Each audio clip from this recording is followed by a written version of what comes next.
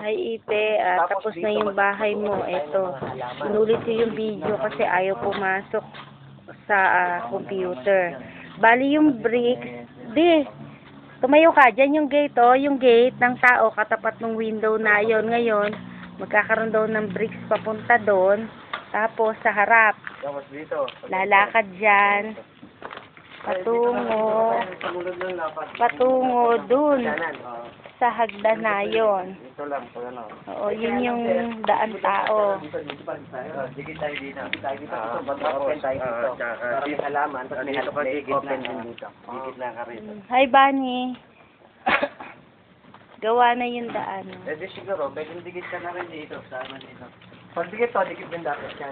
Para malawit. Hindi, tsaka mayroon po. Oo. Tapos na, Sir, yung ano yung pinabawasan? Okay, dito sa harap. Diba ko yun? 1.5 lang daw. Ayaw naman nila. Dapat maganap sila rito. Bakit pinaproba nila yung ibang nandyan? 2.5. Diba?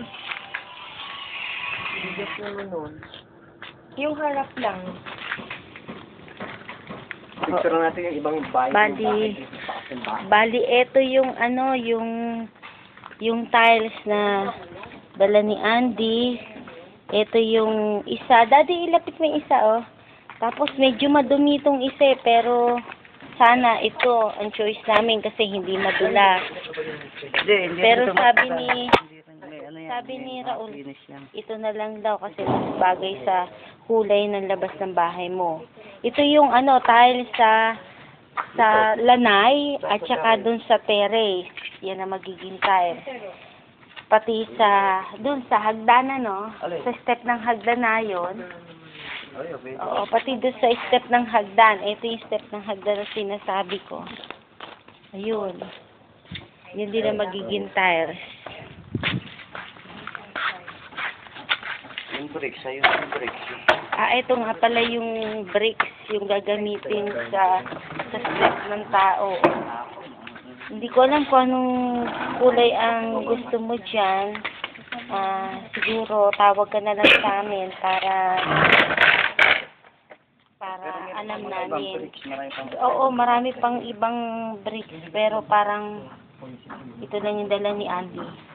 Kung hindi ka kontento, kami hahanap. Sa Marcos Highway, meron naman Papasok na ako, sa lanay ako dumaan.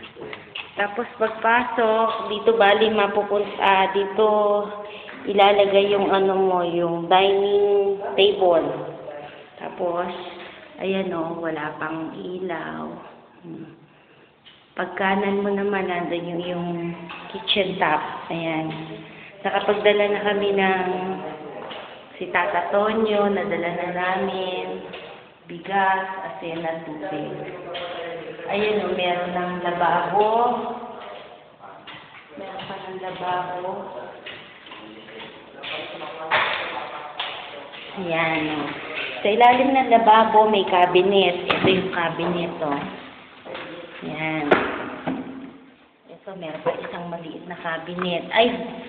Daddy, pakita mo kay Andy, sirato. Ayan.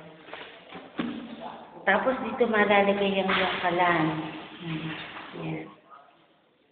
Yan ang bintana. Tapos galing dito sa tapat ng ng lababo, may bintana para mo yung kalye at saka yung bahay na ginagawa. Pag kumaliwa ka naman, makikita mo ang common CR sa baba. Ito na, merong lababo, may tissue holder, tapos, ayan yung shower. Ayan. Sa baba ito, itinel, tapos, ayan yung lalagyan na sabon. Paglabas mo na CR, edi ito, kitchen na naman. Pupunta ka, kakanan ka, ito na yung sinasabi mong room, servant's quarter na gagawin mong maayos naman yung pinto na gagawin mong studio.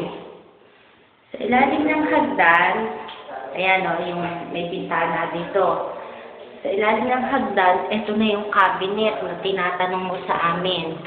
Ayan, sa ilalim ng hagdan.